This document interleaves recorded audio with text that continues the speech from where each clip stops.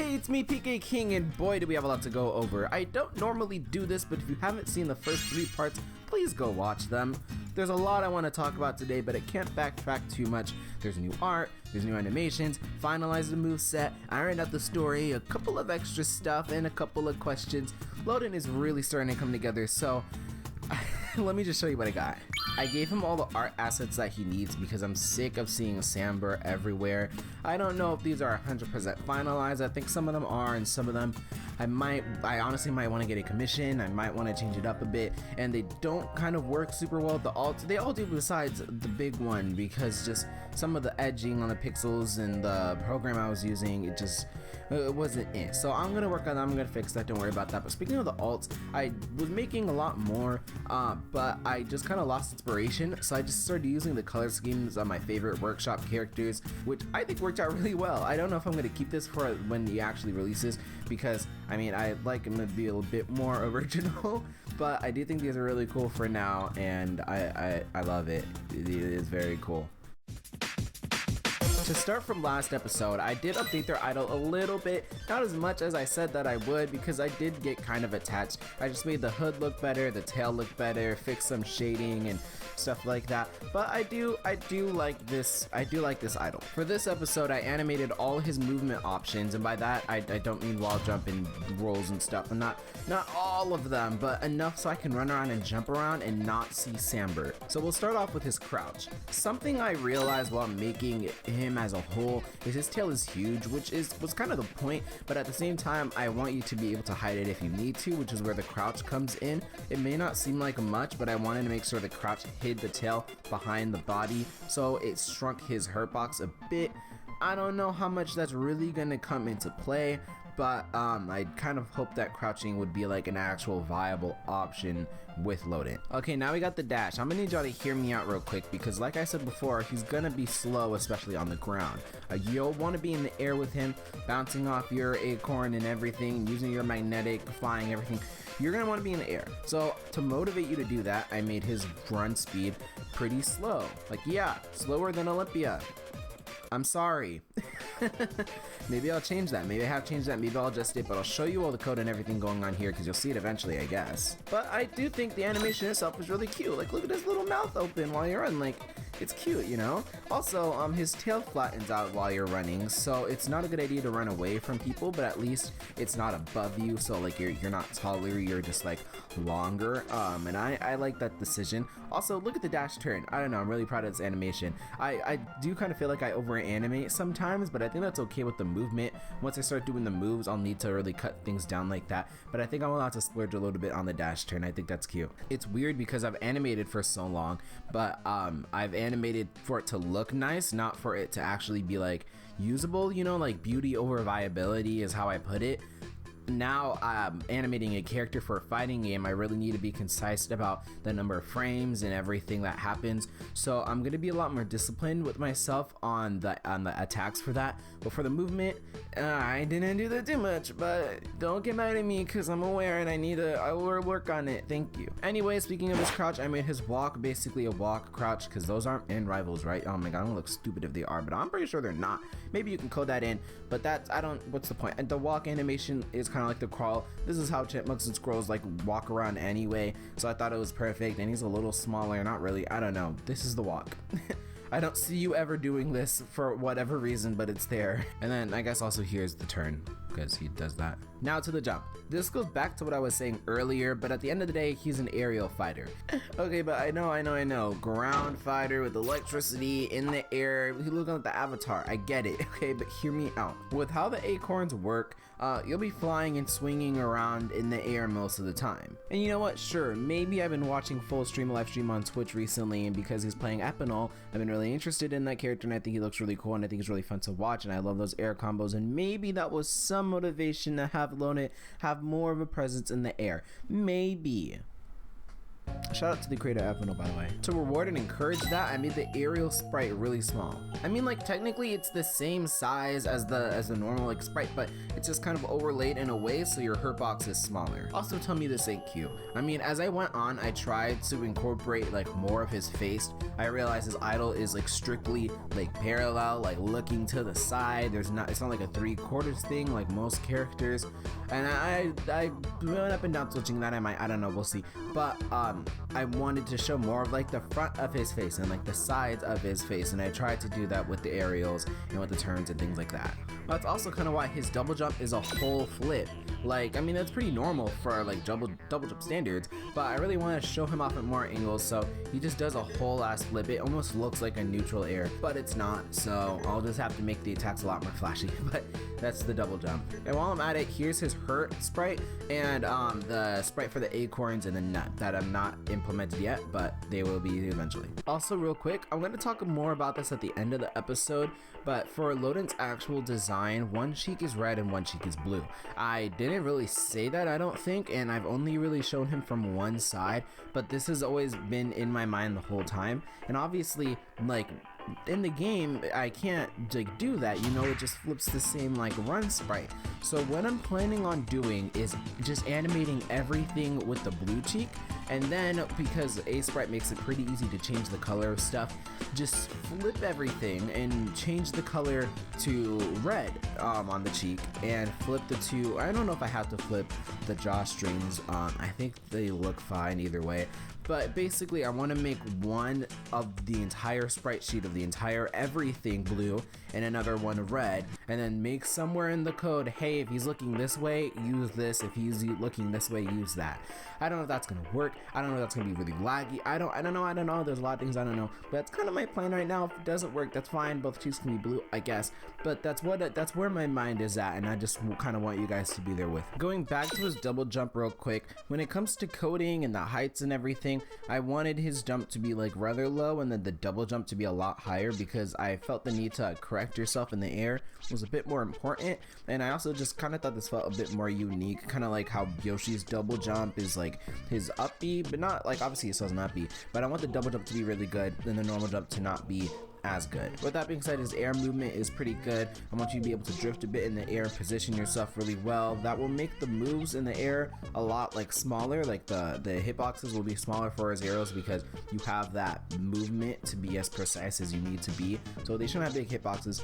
But speaking of aerials, I've talked a lot about these, but let this be the definitive video for at least until I get all the animations done. I'm gonna go over all the moves and try not to take an hour doing it. You'll see a couple changes, and most of those are from Aleem Angel, which, dude, he made me a whole ass Google Doc of ideas. Thank you so much. I'll leave that in the description so you guys can read through all the ideas in more detail. I'm just gonna kind of skim over them and give you my generalization of each of the moves. Before we really get into the moves itself, I'm gonna start with the gimmick called push pull. When hitting with the negative charge, you will do slightly more knockback, and when hitting with the positive charge, you'll pull them in slightly. If you have no charge, you will not do anything special to them at all. If you're asking how do you get those charges, blah blah blah, I'm gonna go over that in a sec, just hear me out. Down B is charge. Tap it to switch between positive and negative charges. This provides a small hitbox around your tail and gives a small little electrical effect to show which current charge you have. When you use side B, you shoot the opposite charge that you currently have, and this applies push and pull to all your tail moves. I'll go more into that later. Hold down B to shoot your charge at the acorn on screen, kind of like Apps's move, and you will change the charge of that acorn to the shot that you just shot at it. And if there aren't any, you'll just do a little explosion and lose the charge yourself. You spit out an acorn that kind of goes at a slight curve up. The longer you hold it, the further out it goes, and it makes a field around it that lasts for 15 seconds. If you switch the charge with down B, that timer gets reset, but the positive will require you to air dodge or destroy the acorn to escape it as it holds you inside. It also inflicts a small amount of damage just to discourage stalling, and then the negative will slingshot you away, requiring an approach from the side in order to not get yeeted straight back down or straight back up. And again, if you use the move without a charge, it will stay in the air awaiting for it to be charged with down B. Only one of these can be out at a time, and it only takes one hit to break. Neutral B is nut. You tap it to spit out a nut that you can then hit with any other attack to send flying towards your opponent. think of it like Wii Fit's ball, but like easier and stays out longer but smaller, just kind of like that. If you hit it with your tail, it will carry the charge that you send and apply push and pull. You can also hold the button to split out a flurry of nuts. This is more of a close range attack. You can't hit the nuts afterwards, but kind of like a get off me kind of thing. Up B is drawstrings. It's a tether recovery where you shoot at your drawstrings directly at wherever you angle it, and it pulls you towards whatever it hits. Let that be the wall, a platform, or your opponent, but I'm thinking if it hits your opponent, you kind of meet halfway with it. This will also auto attach to any acorns you have in your lane of sight. So if you see an acorn above you and you use up E, you'll go directly to that acorn. You can also cancel it at any time and keep the momentum and fly and bounce off through the air. I want to play around with this move a bit more when it's actually implemented, because I don't want it to be exactly like Hime or King Briggs. I want it to have a bit of its own uniqueness, so we'll see exactly what we do with it, but right now this is what it is. Okay, that was a lot. If you have any questions about the moveset, please leave them in the comments, and if I get enough, maybe I could do some sort of Q&A, FAQ part in the next video. I don't know, I think that'd be cool. But anyway, we're on to normals now. This shouldn't take as long. I'm gonna put up examples of the closest thing I can think of to these moves that I'm describing, and I may have gone more into detail with it in other videos, but here we go. Jab is claw, claw, then bite. Side tilt is tail slap. Down tilt is digging up, kind of like villager. Up tilt is a little kick.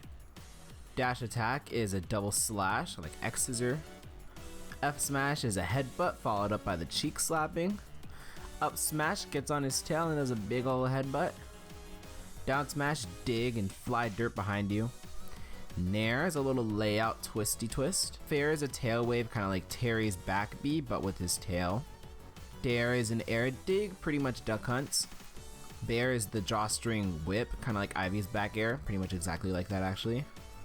And up air is a tail stab. For his parry, he covers himself in his tail. His entrance, he'll fly in on his drawstrings or something like that.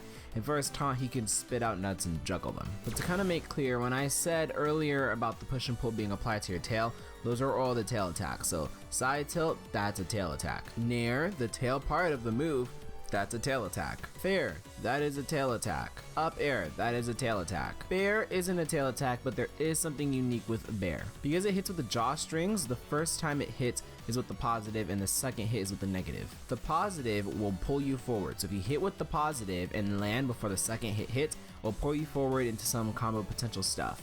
If you hit the second one, both of them are just the second one. It has increased knockback. By increased knockback, I just mean that's like the sweet spot. That's the one that's gonna send them flying. So you can do the first hit into the second hit as a kill move, or you can just do the first hit as a combo move, or you can miss the first hit and just hit the second hit and it's a kill move. But I just want to specify that. Now when it comes to little stuff like air dodges and rolls, I don't have specifically exactly how he's gonna move. I don't think that matters too much though. I think that's just a good opportunity to display character, and I'll make sure to do that, but I'm not really gonna go over that right now. Something that I do want to go over though is the second taunt. I'm assuming a lot of you guys know this. I'm kind of talking in the mindset that you guys know a lot more about the workshop than I do. But a lot of characters have second taunts. If you hold down in taunt, I believe that's it, you could do a second taunt. Now a lot of characters have some sort of interaction they can do with other workshop characters. Think like Kirby inhale and use other people's moves. Tremolo and Alto can like talk to each other about the character. I think it's the Chosen One has a little art thing that he can draw of other people. And you know, I wanted to give Loadent something like that, something that where the community can also pitch in. I want it to be something cool and unique, but also simple, so like creators don't have to do a bunch of work just to be compatible with Loadent. Just something small and something cute. Again, going back to personality, I think this is probably the main area where you should get a sense of who he is. So I kind of thought, okay, what would he do? And at first I was thinking, oh, he can like pull out his phone and like live stream, because that's a part of his character that I'll go into later. You know, I'm like, oh, you can do this, that. But then when I was thinking, I was like, oh, he can pull out his phone, text somebody, go on his notes. But then I think, what do I do on my phone all the time? Twitter! That's it! So, for his second taunt, he'll go on Twitter and subtweet his opponent. That's it. You'll be able to customize what he says about your character, and I'll put a couple up right now just so you can kind of get a feel of how he might like talk and stuff like that. If you have any ideas for the main cast, let me know. But yeah, he'll just subtweet you. That's it. He won't at you, but he'll definitely be talking about you, and he'll make it very obvious. And I feel like I made him a little rude, but everyone's a little rude when they're subtweeting, so come on. Yeah, I think this is cool. I don't know how flexible it will be. It's not implemented at all yet. This is just an idea, but I think this should lead to some really, really funny stuff. And yes, I did actually make a Twitter account for him. Fight me. And you know what? If you add functionality, he'll follow you and he'll tweet out what you said, as long as it's like, you know, appropriate. Real quick, I wanted to mention an idea I had for a stage. I'm not going to work on this for a while, but I just wanted to kind of mention it. It would basically be Mettaton EX's fight from Undertale. The stage would have cameras everywhere as he live streams the battle. There would be a live chat in the background that's like talking about what's going on, and maybe you can implement your own quotes that you want chat to say, like when your character appears. If you get a kill, like more people would join the live stream, or people would leave if nothing happens. Like it would just be a whole live battle, and I think that'd be really, really cool. But yeah, speaking of his personality, I haven't really touched much on his origin since like the second episode. So I wanted to share with you kind of the developments that it's made. And this also goes back to Aleem Angel that I mentioned earlier. He gave me a lot of story stuff as well that I kind of put in. And again, in the description you can read that all. But here's kind of what I got right now. As all his family stayed in the trees and built with leaves and wood, Loadent sought after building with rocks and metal, as he thought it'd be more effective and safe. He found himself on the floor more and more, and befriended many earth elements that worked with metal and electricity. Quickly learning his tail can conduct electricity, he helped build a growing metal subset of the earth element. He would make inventions, sell them, make his claws into golden claws, and grow a team and grew an audience online through live streams. He used his unique electric field powers to traverse the world faster than many others could, and because he was one of the smallest and fastest members, he became their spy. This was especially needed when the Fire Capital started to get a little bit too much power. Being a professional spy, he was mainly used at the start of Claren's future, around then. His group provides metal and technology all over Aether. For example, Palm Stadium, by the way, Ruby Knights are amazing, I love you, and just other industrial buildings around that time. This also largely includes the Fire Empire, and they have Loadent spy on them to keep them in check. At one point, Loadent realized how much power Loxodon has, and tried to warn everyone about it, but of course everyone was prioritizing money instead of the safety of, well, the whole world. He ended up spending his time studying the Fire Empire, and eventually gave Claren some helpful tips to help her try to defeat Loxodon. He's known as a nuisance to the Fire Empire, as they try to catch him several times, but he keeps just stealing objects and getting away with it, and the funniest thing is he live streams the entire thing. So it's a little challenge for him because he has to come out with unique and creative ways to get information and get in there and steal stuff, because he live streams all his heist, but he does it and it's great and he has a great time. Okay, I hope you like that, but before I go, I just kind of want to say some smaller stuff real quick. First of all, I want to thank Sophia on the Rivals Discord because she made this Loadent sprite for me, which I think is really cool. And I mean, I guess that's kind of like my first fan art. Wow. It honestly helps to see how you guys see Loadent because it lets me know how good I'm doing at it. And this is amazing, by the way. She does incredible stuff on the workshop. You've probably already seen it without even knowing. Check her out. But yeah, if you make any art of Loadent, please share with me, PK_King544 on literally like everything.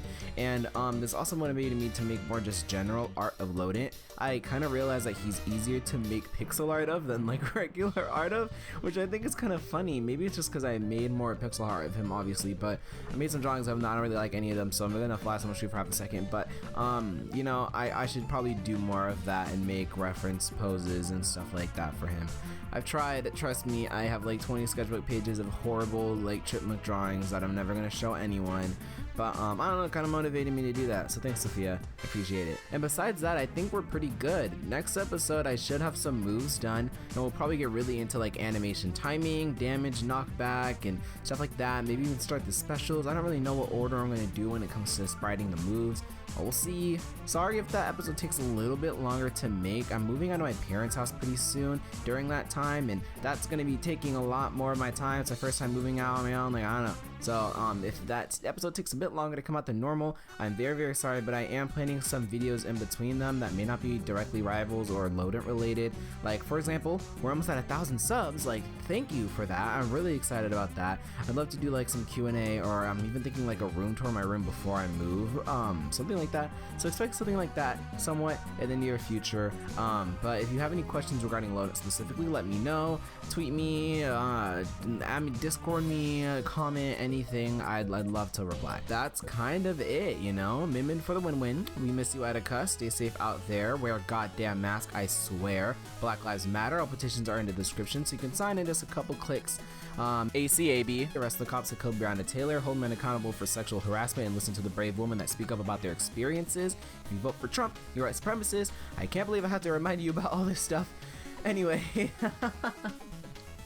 See you next week, next month, next year, next decade, or never, because y'all can't stay inside for a couple months. So we're having a second spike, and I'm never gonna be able to go outside ever again. Thank you.